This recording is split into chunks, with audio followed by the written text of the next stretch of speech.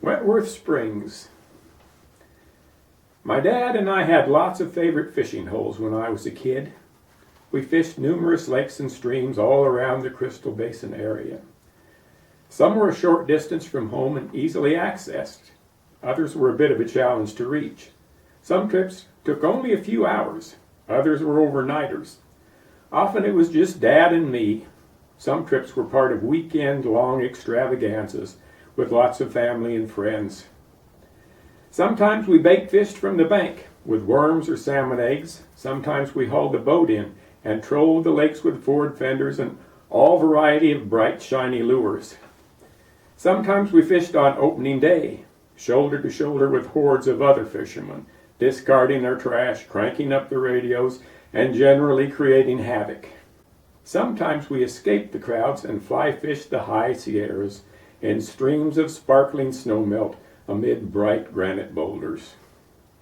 Above 6,000 feet, the encroachment of man and civilization was only an ugly threat. Here the majestic Sierras maintained their timeless reign in unmolested grandeur. God was in his heaven. And for those familiar with the Sierras, there is very little doubt that this is it. On this particular trip, this unspoiled wilderness was our destination. An hour or two on the road would bring us to an innocuous little lake on the edge of the nearly impenetrable stronghold of what many believe is God's finest work.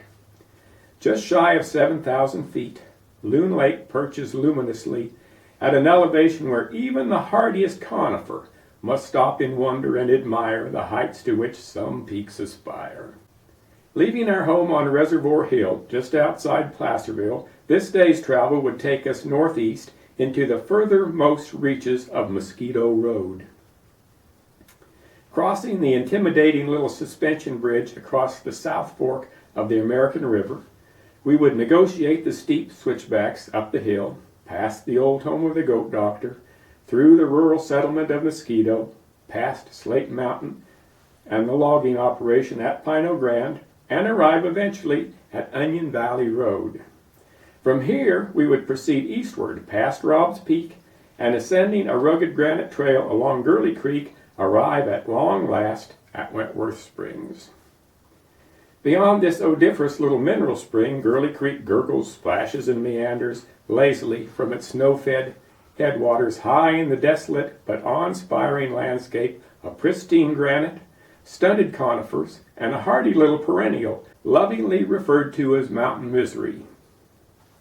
It was coming up fast on sunset as we arrived at Wentworth Springs. Of course, it would never do to visit a mineral spring and not sample the vintage. So, cleaning the mud from the chipped graniteware dipper, thoughtfully supplied for just that purpose, I dipped up a generous ladleful, briefly inhaled its boiled egg-like aroma, and gallantly gulped her down. Suffice it to say, I would not recommend this to a friend. If you're absolutely determined to try this delicate bouquet for yourself, by all means, do not inhale. Finding the rustic and extremely weathered facilities cobwebbed, vandalized, and fast succumbing to the ravages of time, we determined to set up camp on the outskirts of the tin-roofed ruins in a pleasant meadow a short distance from the creek. This little meadow was unlike anything I'd ever encountered. The luxurious grasses were all cropped off neatly, just as though a persnickety team of ornamental horticulturalists immaculately maintained the entire environment. Elephantine granite boulders stood as sentinels. Curious bands of chipmunks scurried among the conifers, and, captured on the mirror-like surface of the immaculate little stream, the white granite summit of the Sierras themselves glowed radiantly in the pastel hues of sunset. I circled stones and began a campfire, unpacked our gear, and hurried back to fireside as detail turned to silhouette and darkness settled in. Approximately a mile east of our location, beyond a series of granite peaks, are the headwaters of Gerle Creek and Loon Lake. Barely a dozen miles beyond that, as the crow flies, occupying an ancient crater, is Bigler Lake, initially christened Lake Bonpland and known to Lake Valley's native inhabitants as Tahoe, which translates as big water in the Washoe dialect, or grasshopper soup if you prefer Mr. Twain's embellishment. Stretching between here and Tahoe is Desolation Valley, a vast expanse of inaccessible canyons, impenetrable vegetation, flawless jewel-like waters, and sheer granite precipices piercing the wispy cumulus and vying for the stars. Barely 24 miles from here, on the eastern shore of Tahoe, is Nevada, home of Carson City, Fort Churchill, and Virginia City. Early, and I mean mighty early, the following morning, as the milky translucence of early dawn spilled into the pristine meadow, Dad and I collected our gear and set out to do some fly fishing. The fly pole was a long, flimsy, dried cane affair comprised of 3 sections for easy transport and painstakingly lubricated by applying the metal coupling to the oily area at the sides of one's nose. Thus lubricated, they slipped snugly into place, achieving a combined length of about 6 feet. Applying colorful hairs and feather fragments to a tiny hook, and then fastening them securely with a wrapped and knotted thread, created lures. The lures, or flies, were created in a variety of shapes and colors, designed to achieve the look of assorted species of floating insects. The trick was to maintain an adequate selection to afford something suitable to the season and the appetite of the fish. Walking to the stream bank and carefully releasing a sufficient amount of line, Dad began dexterously whipping and extending the line until its reach was sufficient to deftly insert the fly on the glassy surface above a babbling riffle at a distance of about 10 feet. No more had the little feather fandango hit the water than the entire surface erupted into a frenzy of flying spray and furiously flapping fish. A gorgeous rainbow trout had struck ravenously at the little impostor, and, in so doing, had embedded that barbed hook deeply into his red-gilled jaw.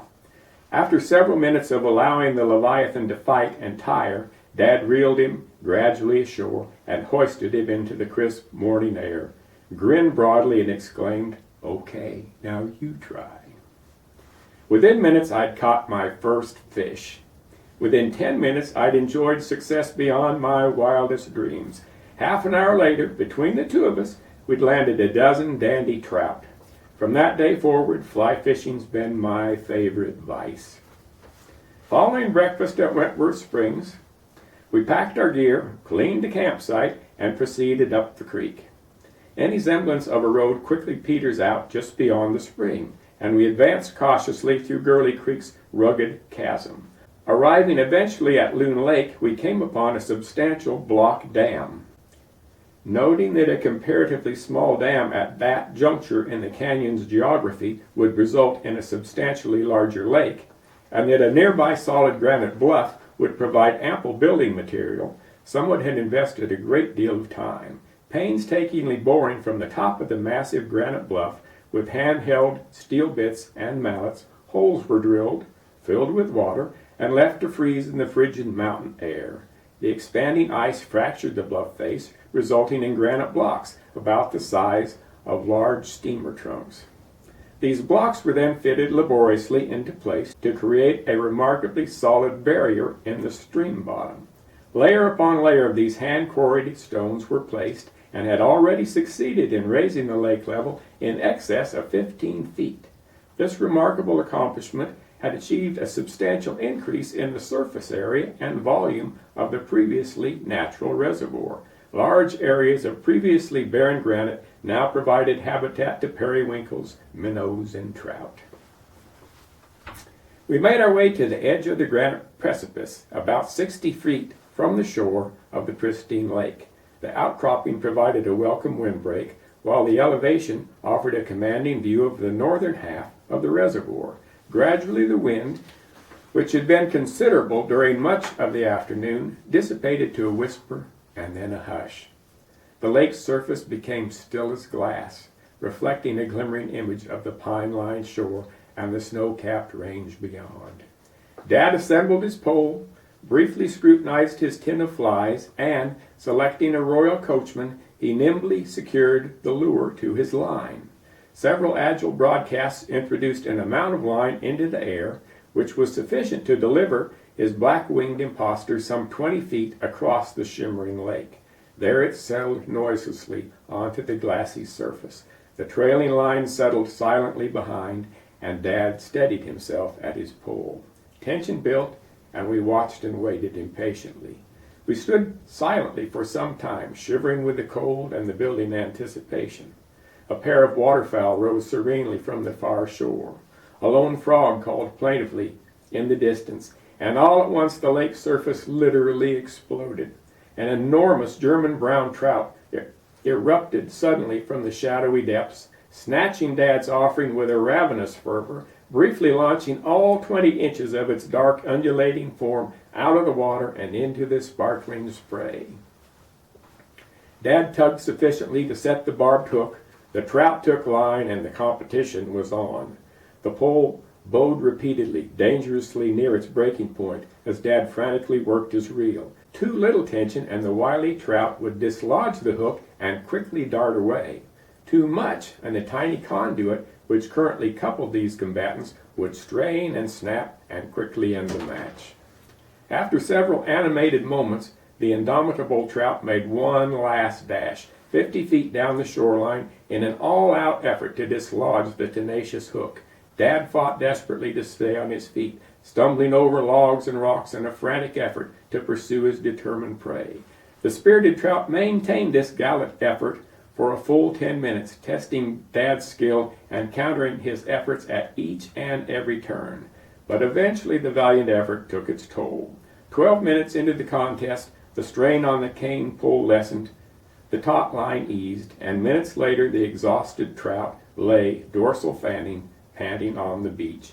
Dad quickly ended the gallant fish's struggle, drew his blade, and prepared him for the fire. Within moments, I'd taken up my post, assembled my pole, and nimbly applied my newly acquired craft. Despite my best efforts, darkness found me scumped. I gathered wood and prepared a roaring fire. Darkness settled, the moon came out, and the stars exploded like sparks from a wind-blown fire. Lingering long that evening by the light of the glowing embers, I marveled at my blessings and that multitude of stars and the incomprehensible complexity of life.